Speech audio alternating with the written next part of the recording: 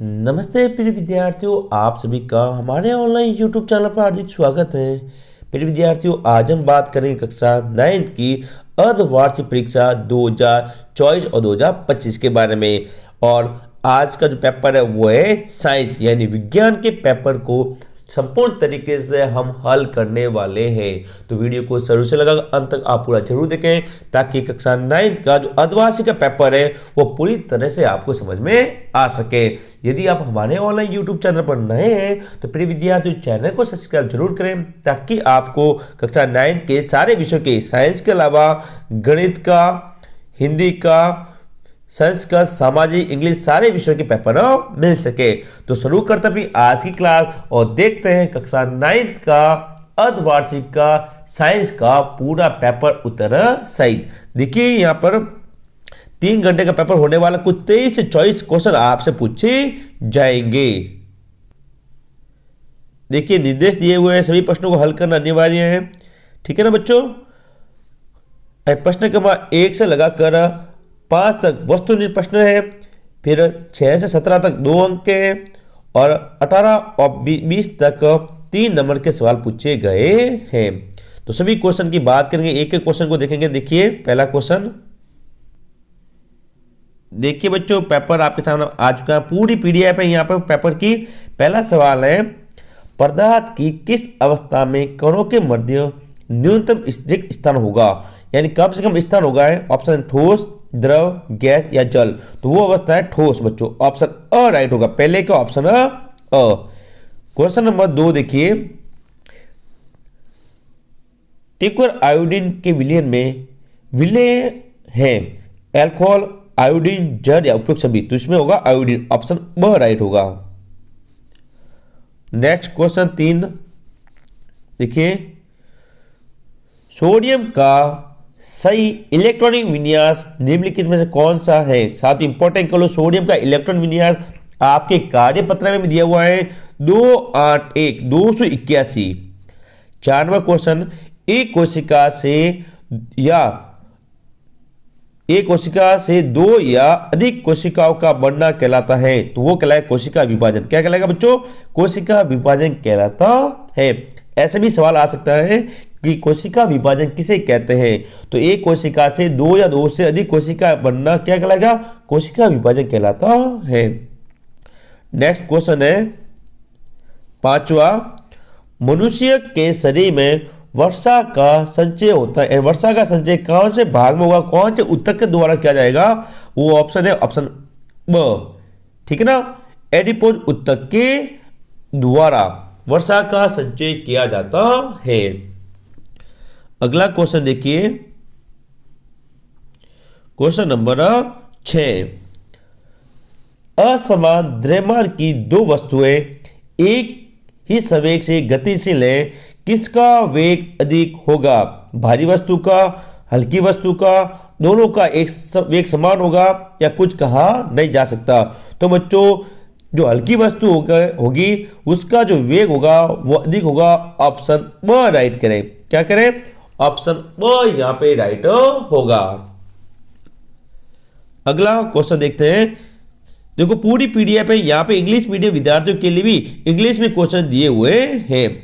अब बात करते हैं अपन रिक्त स्थान की। सारी खाली जगह मैं यहाँ भर के आया हूं। दूसरे क्वेश्चन की पहली खाली जगह है, ठोस कार्बन डाइऑक्साइड को खाली जगह नाम से भी जाना जाता है। साथियों बहुत बार ये क्वेश्चन पूछा गया है। इसको कहते हैं ठोस सूक्ष्म बर्फ, ऐसे लिख सकते हैं सूक्ष्म बर्फ, इसको बोलते हैं सूक्ष्म बर्फ। बहुत बार सवाल आया है कि सूक्ष्म बर्फ किसे कहते हैं? तो ठोस CO2, ठोस CO2 को सूक्ष्म बर्फ कहा जाता है। ठोस CO2 का मतलब है कार्बन डाइऑक्साइड। दूसरा क्वेश्चन, कोलाइडी विलयन द्वारा प्रकाश की किरणों का फैलना क्या कहलाएगा? इसको टिंडल प्रभाव कहते हैं बच्चों। क्या है? टिंडल प्रभाव। ठीक है ना, कहा जाता है। बहुत बार ये क्वेश्चन आया हो। देखो सभी खाली जगह में भर के आया हूं, अब आपको बता देता हूं। देखिए ये देखें, ये दूसरे जो खाली जगह और पहले, इन दो को वेरी वेरी इंपॉर्टेंट कर लो। ये सारे क्वेश्चन पूछे जाने वाले हैं आपके पेपर में। ऐसा क्वेश्चन भी आया हुआ है, टिंडल प्रभाव किसे कहते हैं? ओके। थर्ड खाली जगह, निश्चित आवेश युक्त परमाणु का समूह क्या कहलाएगा? बहुपरमाणु आयन। क्या कहलाएगा? बहुपरमाणु आयन कहलाता है। चौथी को वेरी वेरी इंपॉर्टेंट कर लो, समस्थानिक। देखो, एक होगा समस्थानिक, एक होता है समभारिक। क्या होता है बच्चों? समभारिक। दोनों होते हैं, आपने पढ़ा होगा समस्थानिक समभारिक। एक ही तत्व के परमाणु जिनकी द्रव्यमान संख्या क्या होती है? भिन्न भिन्न होती है, वो समस्थानिक कहलाएंगे। और जिसकी द्रव्यमान संख्या क्या हो? समान हो, और परमाणु संख्या क्या हो? भिन्न भिन्न हो, वह कहलाएंगे समभारिक।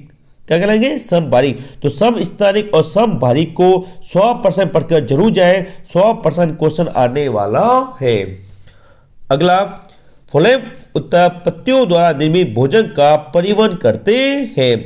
और जल का परिवहन कौन करता है? जाइलम ऊतक। पेड़ पौधों में जल का ऊतक कौन करेगा?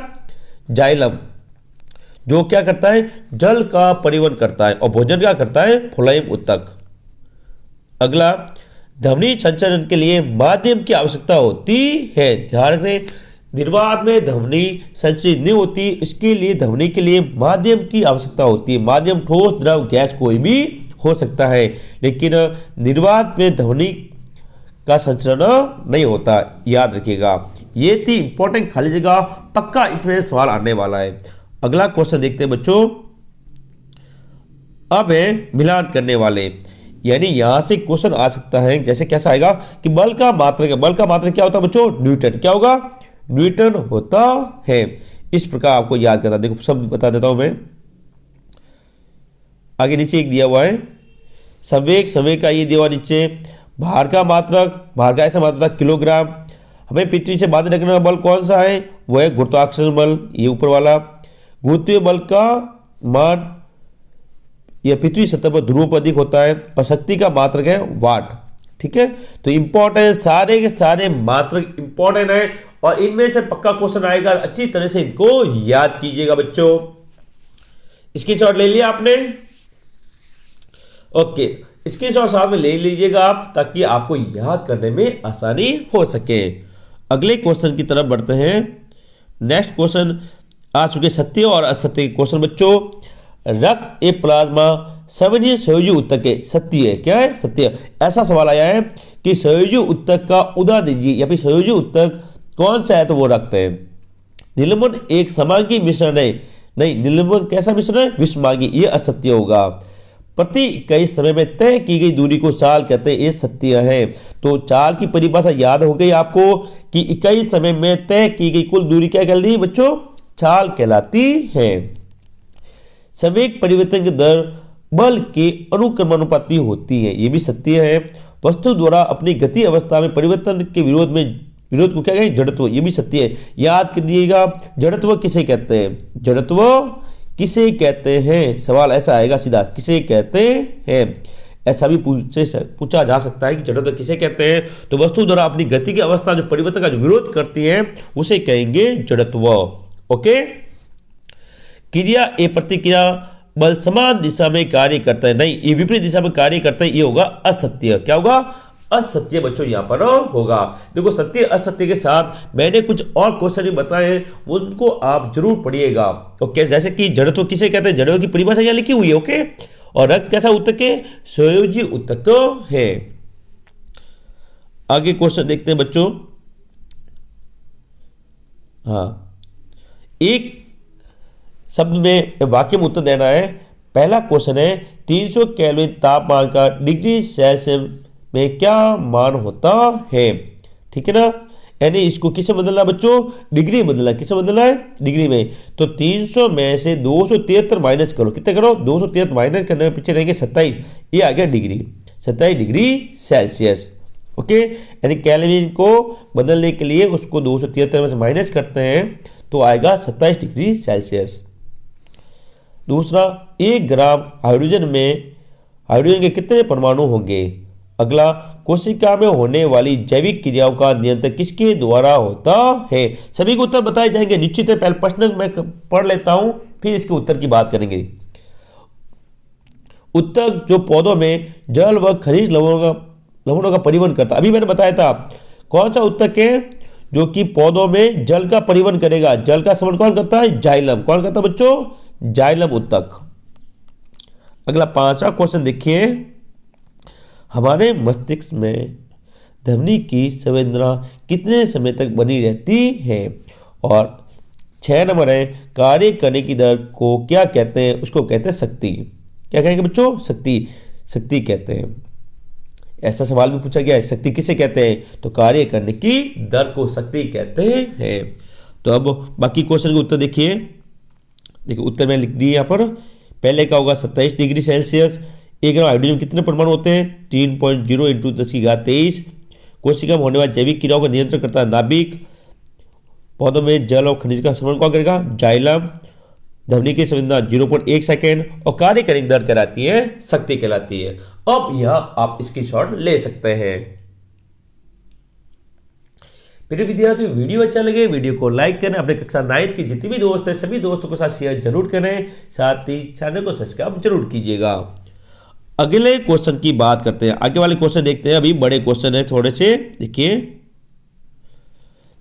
क्वेश्चन नंबर 6, गर्मियों में हमें सूती कपड़े क्यों पहनने चाहिए? अथवा वाष्पीकरण गुप्त उष्मा से आप क्या समझते हैं? तो वाष्पीकरण गुप्त उष्मा है, इसके बारे में मैंने कार्यपत्र में बताया हुआ है। जो कार्यपत्र आपको हिंदी की साइंस की वर्ग से दी गई उसके अंदर गुप्त उष्मा के बारे में बताया गया है। 7वां प्रश्न, क्या हमारे आसपास के पदार्थ शुद्ध हैं? इसके बारे में। या फिर अथवा में बहु परमाणु आयन क्या होते हैं? उदाहरण दीजिए, इंपॉर्टेंट कर लो। अभी इसका उत्तर मैंने बताया था, खाली जगह के अंतर्गत बताया हुआ है कि बहु परमाणु आयन क्या होते हैं। बहु परमाणु आयन की परिभाषा अभी थोड़ी देर पहले मैंने खाली जगह बताई थी, वही परिभाषा यहाँ पर लिखनी है और एग्जाम्पल आपको देने हैं। इंपॉर्टेंट करना इस क्वेश्चन को। क्वेश्चन नंबर 8, धातु एवं अधातु में 2 अंतर लिखिए। धातु और अधातु में क्या अंतर है? अथवा पूछा गया क्वेश्चन, अणु और परमाणु में अंतर लिखिए। यानी अणु किसे कहते हैं और परमाणु किसे कहते हैं? परमाणु वह सूक्ष्मतम कण होता है जिसको आगे तोड़ा या विभाजित किया नहीं जा सकता, और परमाणु 2 या 2 से अधिक परमाणु मिलकर क्या बनाएंगे? अणु बनाते हैं। क्वेश्चन नंबर 9, कार्बन और सोडियम परमाणु के इलेक्ट्रॉनिक वितरण लिखिए। अब देखो सोडियम का इलेक्ट्रॉनिक वितरण मैंने बताया था क्या होता है? 281। इसी प्रकार आपको कार्बन का भी इलेक्ट्रॉनिक वितरण लिखना है। अगला क्वेश्चन, कैथोड किरणों की कोई दो विशेषताएं लिखिए। किसकी? कैथोड किरणों की। नेक्स्ट क्वेश्चन नंबर 10 है, माइटोकॉन्ड्रिया के 2 कार्य लिखिए। ध्यान रखें, माइटोकॉन्ड्रिया को कोशिका का बिजली घर कहते हैं। क्या कहते हैं बच्चों? बिजली घर कहते हैं। ऐसा भी पूछा गया है, कोशिका का बिजली का किस अंग को कहा जाता है? तो माइटोकॉन्ड्रिया। अभी देखिए एक एक की बात करेंगे। देखिए ये देखो 10वां क्वेश्चन आ चुका है। कोशिका एंड माइटोकॉन्ड्रिया 2 कार्य, ये भी अथवा वाला क्वेश्चन है। कोशिका को जीवन की संरचनात्मक और क्रियात्मक इकाई क्यों कहते हैं? ये भी अच्छा question. Okay, next question number 11 देखते हैं। रक्त के 2 कार्य लिखिए। क्या लिखना बच्चों? रक्त के 2 कार्य लिखिए। अथवा रदरफोर्ड के परमाणु मॉडल की 2 कमियां लिखिए। साथ वेरी वेरी इंपॉर्टेंट करो, वेरी वेरी इंपॉर्टेंट। रदरफोर्ड का परमाणु मॉडल पक्का पढ़ के जाना है, स्वर्ण प्रकीर्णन वाला। यानी इसने सोने की एक पत्ती ली थी, उस पर अल्फा कण, क्या है अल्फा कण गिराए, तो इसमें से बहुत सारे कण तो अलग अलग दिशा में मुड़ गए, लेकिन एक कण वापस उसी दिशा में आया था। इस प्रकार का रदरफोर्ड का जो परमाणु मॉडल है वो आप जरूर याद कर करो जाए। क्वेश्चन नंबर 12 है, फ्लोएम, जाइलम और फ्लोएम में 2 अंतर। देखो जाइलम उत्तक और फ्लोएम उत्तक अभी बताया था। जाइलम किसका परिवहन करता है? पेड़ पौधों में जल का, और फ्लोएम करता है भोजन का परिवहन। किसका करेगा बच्चों?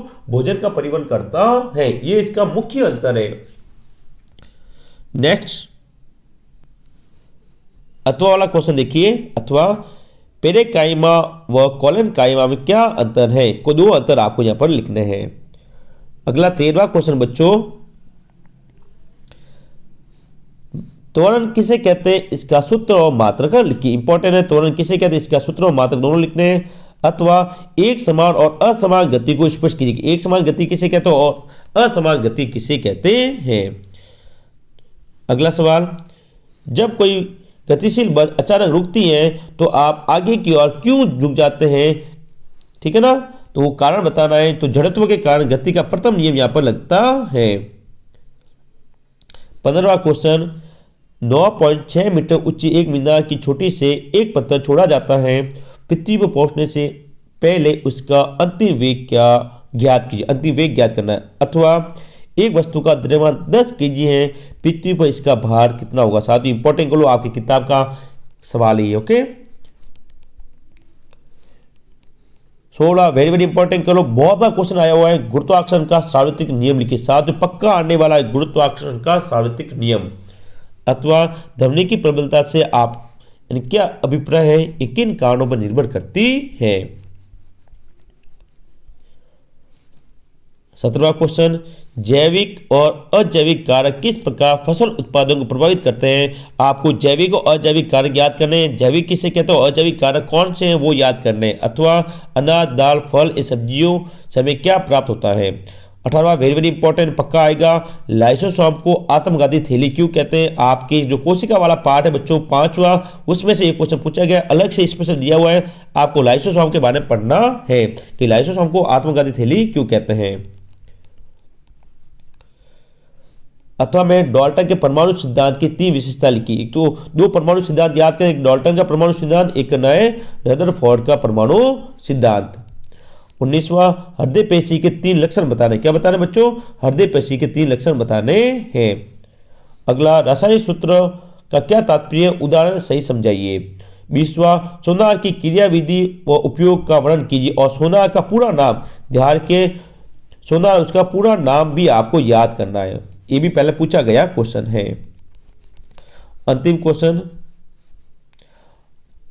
अनुरणन क्या है, ये इसे कैसे कम किया जा सकता है, तो इसकी परिभाषा जरूर याद रखिए। और वेरी वेरी इंपॉर्टेंट क्वेश्चन 21वां जो 4 नंबर पूछा जाएगा, हमेशा पूछा जाता है, पादप कोशिका और जंतु कोशिका अंतर लिखिए कोई 4। एंड पादप कोशिका और जंतु कोशिका क्या अंतर होता है बच्चों, वो यहाँ पे बताने हैं। आपके बुक्स में सारणी बनी, वो सारणी आप जरूर याद कीजिएगा। और ये क्वेश्चन सबसे ज्यादा इंपॉर्टेंट है। 22वां क्वेश्चन जो कि बता दिया, अथवा में न्यूरॉन का नामांकित स्पष्ट चित्र बना। न्यूरॉन ठीक है ना, तंत्रिका तंत्र किसका बनाना है बच्चों, तंत्रिका तंत्र का नामांकित चित्र यहाँ पर बनाना है, इंपॉर्टेंट है, ध्यान रखिएगा। न्यूरॉन का चित्र हमेशा 9th कक्षा के अर्धवार्षिक और वार्षिक दोनों परीक्षा पूछा जाता है। और पादप कोशिका और जंतु कोशिका, इसका भी नामांकित चित्र आपको याद करना है। दोनों में से एक क्वेश्चन आपको हल करना है, ध्यान रखिएगा। तो दोनों चित्र का आप जरूर देखिएगा। अंतिम क्वेश्चन, एक गेंद और ऊर्ध्वाधर दिशा में ऊपर की ओर 49 मीटर प्रति सेकंड की वेग से फेंकी जाती है, परिकलन कीजिए। क्या ज्ञात करना है, अधिकतम ऊंचाई जहां गेंद पहुंचती है पृथ्वी की सतह पर वापस लौटने में क्या गया कुल कार्य, आपको यहां पर ज्ञात करना है। अथवा वाला जो क्वेश्चन है वो भी मैं बता देता हूं यहां पर आपको। कृत्रिम उपग्रह 42,250 किलोमीटर त्रिज्या के वर्ताकार कक्षा में घूम रहा है। यदि वो 24 घंटे पृथ्वी की परिक्रमा करता है तो उसकी चाल का परिकलन करें। उसकी चाल आपको यहाँ पर ज्ञात करनी है। तो प्रिय विद्यार्थियों, ये था पूरा साइंस का पेपर। इस पेपर की पीडीएफ आपको हमारे व्हाट्सएप ग्रुप पे मिलेगी, उसका लिंक नीचे दिया गया है। तो व्हाट्सएप ग्रुप को जरूर ज्वाइन करें। वीडियो अच्छा लगे वीडियो को लाइक करें। इसी प्रकार के सारे पेपर के लिए चैनल को सब्सक्राइब जरूर कीजिएगा। मिलेंगे अगले पेपर के साथ। कमेंट बॉक्स में कमेंट करके जरूर बताएं कौन सा पेपर आपको जल्दी चाहिए, उसका वीडियो हम लेकर आएंगे ताकि आपका पेपर अच्छा हो सके। मिलेंगे अगले वीडियो में, तब तक के लिए जय हिंद जय भारत।